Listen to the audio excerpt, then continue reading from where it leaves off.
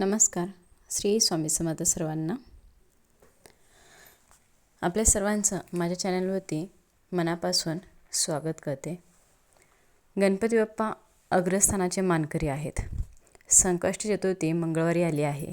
तिला आपण अंगारकी चतुर्थी म्हणतो. या दिवशी येणारी संकष्टी चतुर्थी ही विशेष पुण्याची मानली जाते. तर अंगारकीचा उपवास केल्यानंतर 12 संकष्टी चतुर्थी केल्याचे पुण्य मिळते. म्हणूनच हा उपवास करणाऱ्यांची संख्या प्रचंड आहे. तर हा उपवास करणाऱ्याचे प्रत्येक भक्ताचे सर्व संकट गणपती आपल्याकडे घेतो. बुद्धीची देवता, विद्येची देवता, ब्रह्मांडांचा निर्माणकर्ता, गणांचा अधिपती, 14 विद्या आणि 64 कलांचा स्वामी असलेल्या गणपतीला हिंदू धर्मामध्ये अनन्य असं साधारण स्थान छान आहे.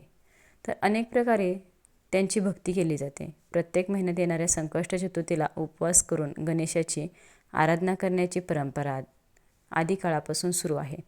तर बघा, अंगारकी चतुर्थीनिमित्त जाणून घेऊया की या दिवसाचे महत्त्व, पूजा विधी, तिथी आणि चंद्रोदयाची वेळ. साधारणतः वर्षभरामध्ये 1 किंवा 2 वेळाच अंगारकी संकष्टी चतुर्थी येते. मात्र या नवीन वर्षामध्ये 2026मध्ये ग्रह नक्षत्राच्या विशेष स्थितीमुळे 3 वेळा हा योग येत आहे.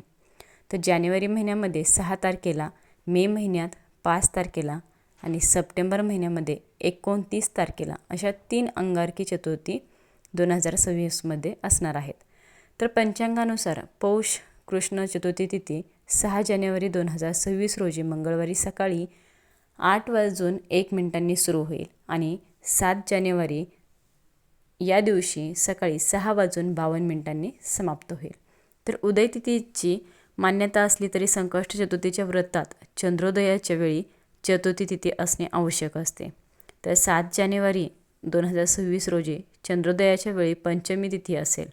तर 6 जानेवारी रोजी चंद्रोदयाच्या वेळी चतुर्थी तिथी उपलब्ध आहे. त्यामुळे पौष महिन्यातील अंगारकी संकष्ट चतुर्थीचे व्रत आणि पूजन 6 तारखेलाच करायचं आहे. तर बघा, 6 जानेवारी 2026 रोजी अंगारकी संकष्टीची चतुर्थीच्या दिवशी 3 शुभ योग जुळून येत आहेत. सर्वार्थ सिद्धी योग सकाळी 7:05 ते दुपारी 12:07 असेल. प्रीती योग पहाटेपासून रात्री 8:21 आहे आणि त्यानंतर आयुष्मान योग सुरू होईल.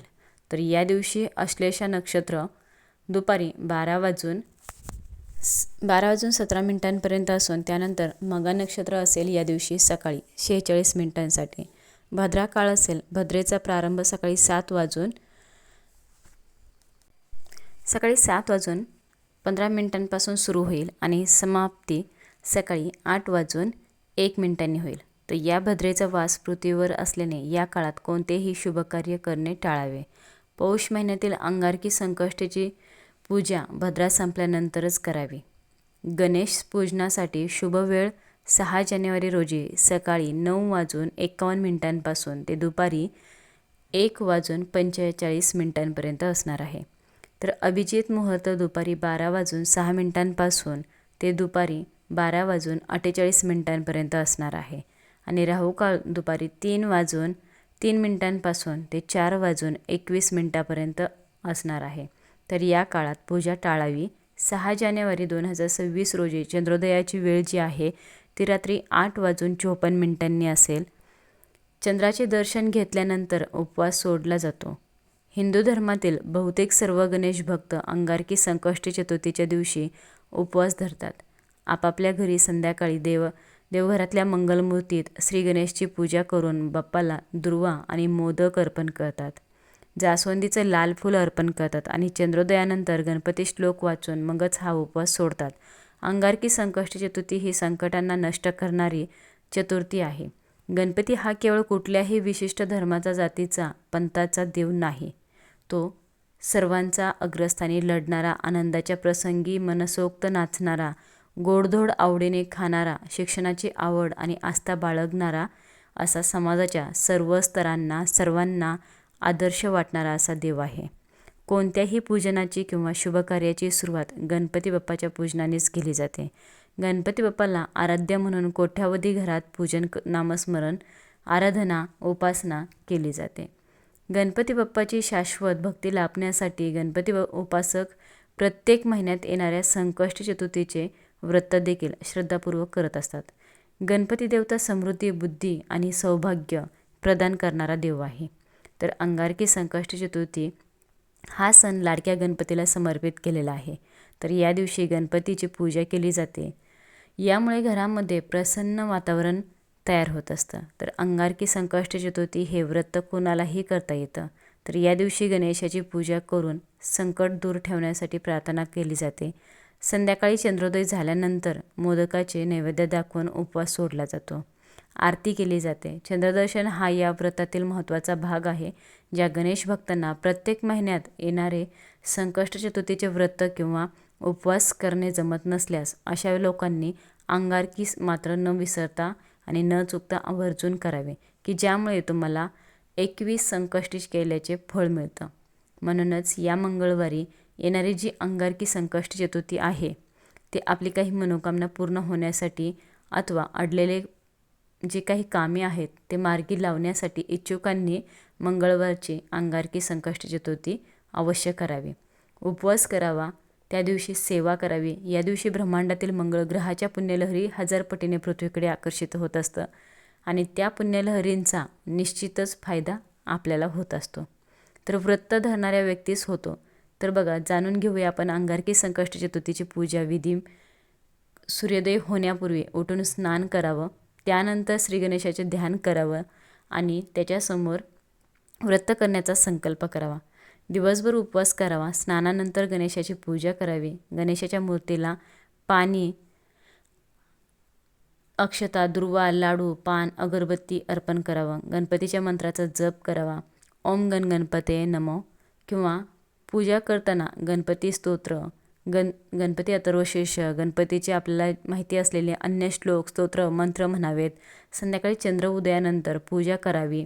संध्याकाळच्या पूजेनंतर आरती करावी.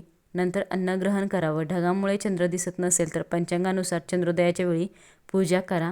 संध्याकाळच्या पूजेसाठी गणेशाची मूर्ती स्थापित करावी. गणपतीची धूप, दिवा, उदबत्ती, फुलांनी पूजा करावी. गणपतीला दुर्वा अवश्य अर्पण कराव्यात. 21 दुर्वा अर्पण कराव्यात. प्रसादात केळी, नारळ ठेवावा. तसेच गणपतीला आवडत्या मोदकांचा नैवेद्य दाखवावा. या दिवशी गुळ व तिळाचे मोदक बनवले जातात. गणेश मंत्र जप करताना काही मिनिटे ध्यान करावं आणि अंगारकी संकष्टी कथा जरूर ऐकावी. गणपतीची आरती करावी, प्रार्थना करावी. यानंतर चंद्राला अर्घ्य देऊन त्याची पूजा करावी. चंद्राला फूल व चंदन अर्पित करावं. चंद्राच्या दिशेने अक्षता अर्पित कराव्यात. पूजा संपल्यानंतर प्रत्येकाला प्रसाद वाटप करून अन्न ग्रहण करावे. उपवास सोडताना गणेशाचा प्रसाद म्हणून प्रथम मोदक खाऊन नंतर अन्नाचे सेवन करावे. शक्यतो या जेवणामध्ये लसूण व कांद्याचा समावेश करणं टाळावं. चतुर्थीचा उपवास करणं म्हणजे 21 संकष्टीचा उपवास करण्यासमान मानले जाते. तर या दिवशी व्रत करणाऱ्या व्यक्तींनी किंवा घरामध्ये मांसाहार टाळावा. दारू, धूम्रपान अशी शरीराला घातक असलेली व्यसने टाळावे. कोणाशीही वाद घालू नयेत. अपशब्दांचा वापर टाळावा. घरामध्ये वादविवाद होऊ नये. कोणालाही आपल्या बोलण्यामुळे दुखावू नये. कोणाचाही अपमान करू नये. प्राणी आणि पक्षी यांना खाऊ घालावे, त्यांना दुखवू नये.